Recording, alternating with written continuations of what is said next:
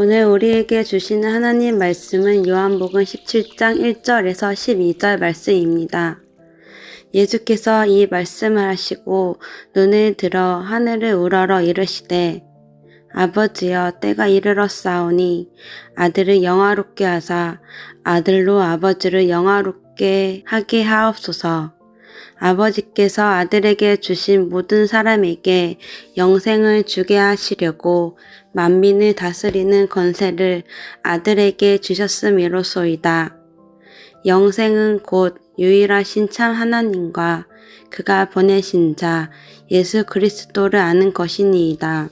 아버지께서 내게 하라고 주신 일을 내가 이루어 아버지를 이 세상에서 영화롭게 하였사오니 아버지여 창세전에 내가 아버지와 함께 가졌던 영화로서 지금도 아버지와 함께 나를 영화롭게 하옵소서. 세상 중에서 내게 주신 사람들에게 내가 아버지의 이름을 나타내었나이다. 그들은 아버지의 것이었는데 내게 주셨으며 그들은 아버지의 말씀을 지켰나이다. 지금 그들은 아버지께서 내게 주신 것이 다 아버지로부터 온 것인 줄 알았나이다. 나는 아버지께서 내게 주신 말씀들을 그들에게 주었사오며 그들은 이것을 받고 내가 아버지께로부터 나온 줄을 참으로 아오며 아버지께서 나를 보내신 줄도 믿었사옵나이다. 내가 그들을 위하여 비옵나니 내가 비옵는 것은 세상을 위함이 아니요 내게 주신 자들을 위함이니이다. 그들은 아버지의 것이로소이다. 내 것은 다 아버지의 것이요 아버지의 것은 내 것이온데 내가 그들로 말미암아 영광을 받았나이다. 나는 세상에 더 있지 아니하오나 그들은 세상에 있사옵고 나는 아버지께로 가옵나니 거룩하신 아버지여 내게 주신 아버지의 이름으로 그들을 보존하사 우리와 같이 그들도 하나가 되게 하옵소서. 내가 그들과 함께 있을 때에 내게 주신 아버지의 이름으로 그들을 보존하고 지켰나이다. 그 중에 하나도 멸망하지 않고 다만 멸망의 자식뿐이 오니 이는 성경을 응하게 함이니이다. 아멘.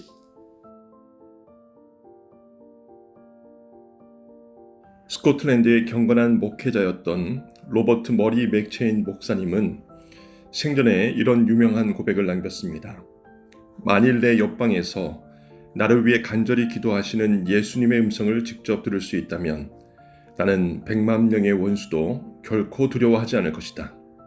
그런데 거리가 조금 멀 뿐 예수님은 지금 이 순간에도 하늘 보좌 우편에서 실제로 나를 위해 그렇게 기도하고 계신다. 오늘 우리가 읽은 본문이 바로 그 예수님의 기도 소리입니다. 신학자들은 이 장을 가리켜 예수님의 대제사장적 기도라고도 부릅니다.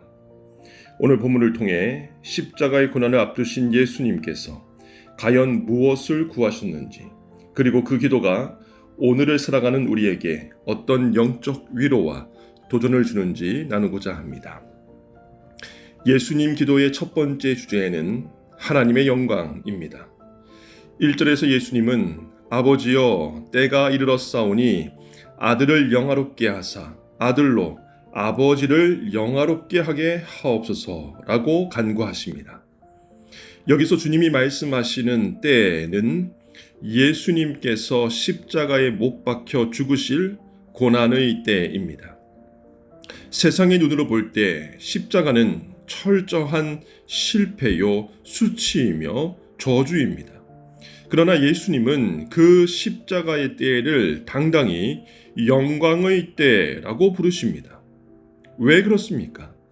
십자가야말로 예수님께서 아버지의 뜻에 끝까지 순종하시는 최고의 증거이며 그 십자가를 통해서만 인류를 향한 하나님의 무한하신 사랑과 공의가 온전히 성취되기 때문입니다. 미국의 기독교 저술가이자 화가인 조니 에릭슨 타다의 삶이 이 영광의 역설을 잘 보여줍니다. 그녀는 17세에 다이빙 사고로 전신마비가 되어 휠체어에 갇힌 채 평생을 살게 되었습니다. 처음에는 깊은 절망과 원망 속에 빠졌지만 말씀 속에서 예수님의 십자가 고난을 깊이 만난 후 그녀의 삶은 변화됩니다. 그녀는 훗날 이렇게 고백합니다. 하나님은 당신의 최고의 영광을 드러내시기 위해 때로는 우리의 삶에 가장 큰 고난을 허락하십니다. 나의 휠체어는 나를 올가매는 감옥이 아니라 하나님의 은혜와 영광을 세상에 보여주는 도구입니다. 세상은 높아지고 많이 가지는 것만을 영광이라 부르지만 예수님은 가장 낮아짐과 희생, 곧 십자가를 지는 순종을 통해 아버지를 영화롭게 하셨습니다. 오늘 우리에게 주어진 무거운 짐이나 이해할 수 없는 고난의 십자가조차도 우리가 믿음으로 감당할 때 하나님을 영화롭게 하는 통로가 되는 줄 믿습니다. 더불어 3절에서 예수님은 위대한 진리를 선포하십니다. 영생은 곧 유일하신 참 하나님과 그가 보내신 자 예수 그리스도를 아는 것이니이다.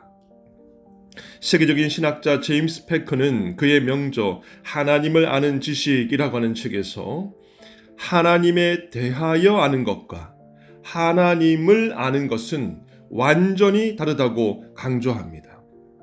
대통령에 대한 책을 읽어서 대통령을 아는 것과 대통령의 배우자로서 그를 아는 것은 천지 차이이기 때문이지요.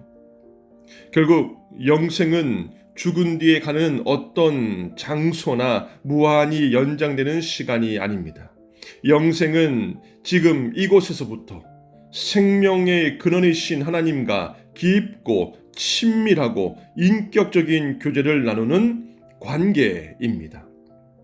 오늘 이 새벽 기도가 바로 하나님을 깊이 알아가는 영생의 누림이자 하나님의 영광 되기를 축원합니다.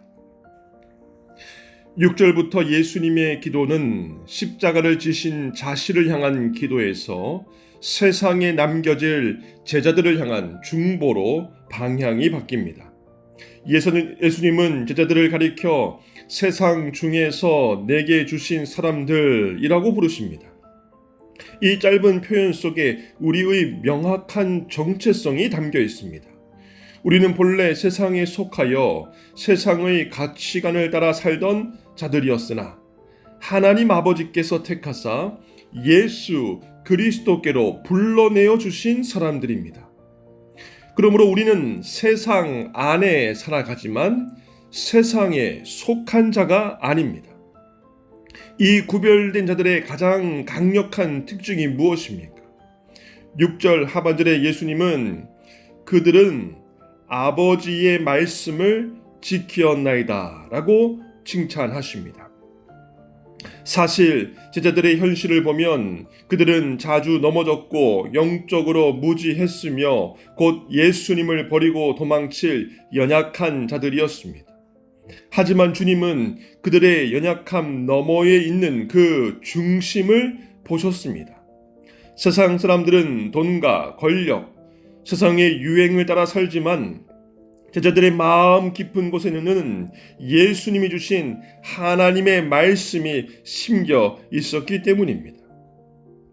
시시각각 변하는 세상 속에서 우리가 흔들리지 않는 유일한 비결도 이와 동일합니다. 변하지 않는 진리의 말씀을 붙잡는 것입니다. 오늘 하루 가정과 일터라는 세상 속으로 나아갈 때에 내 생각과 감정을 앞세우기보다 주님이 주신 그 생명의 말씀을 기준 삼아 살아가는 복된 하루 되시기를 주님 이름으로 축원합니다. 이제 9절에서 예수님은 매우 단호하게 기도의 대상을 한정하십니다. 내가 그들을 위하여 비옵나니 내가 비옵는 것은 세상을 위함이 아니요 내게 주신 자들을 위함이니이다. 온 우주의 왕이신 예수님께서 지금 이 순간 온 마음을 다해 자신의 사람들에게만 집중하며 기도하고 계십니다. 맥체인 목사님의 고백처럼 우리 주님이 지금 나를 지명하여 아버지께 간구하고 계시다는 이 사실 하나만으로도 우리는 세상을 이길 힘을 얻습니다. 그렇다면 주님은 구체적으로 무엇을 구하셨습니까? 11절 기도의 핵심은 보전과 하나됨입니다. 예수님은 제자들이 직면하게 될 세상이 얼마나 차갑고 적대적인지 잘 아셨습니다. 그래서 아버지의 이름으로 그들을 지켜 주시옵소서라고 간구하십니다. 나의 결심만으로는, 우리의 결단만으로는 그 영적 전투에서 이길 수 없기 때문입니다. 하나님의 전능하신 권능과 성품, 그 거룩하신 이름이 우리의 산성이 되어 주실 때에만 우리는 악한 자들로부터 안전하게 보존될 수 있습니다. 이것을 기도하십니다. 또한 예수님은 우리가 하나인 것 같이 그들도 하나가 되게 하옵소서라고 기도하십니다. 미국 캘리포니아 주에는 세계에서 가장 키가 큰 나무들이 모여있는 레드우드 국립공원이 있습니다. 이 나무들은 높이가 100m, 무게가 2000톤 가까이 자라지만 놀랍게도 그 뿌리의 깊이는 불과 3-4m밖에 되지 않습니다. 그런데도 강한 태풍과 지진에 결코 쓰러지지 않습니다. 생물학자들이 그 이유를 연구하였습니다.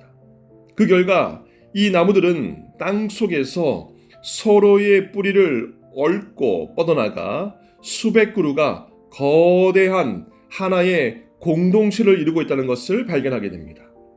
즉, 혼자서는 얕은 뿌리로 버틸 수 없지만 옆에 있는 나무들과 뿌리를 단단히 얽어매어 하나가 될 때에 어떤 비바람과 폭풍우도 견뎌내는 것입니다.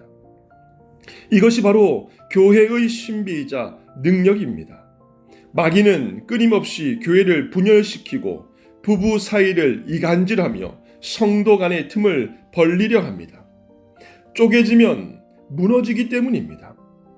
하지만 삼위일체 하나님께서 완전한 사랑으로 하나이신 것처럼 연약한 우리가 그리스도의 십자가 은혜 안에서 서로의 뿌리를 얽어매고 용납하며 사랑으로 하나 될 것을 우리 주님께서 기도하십니다.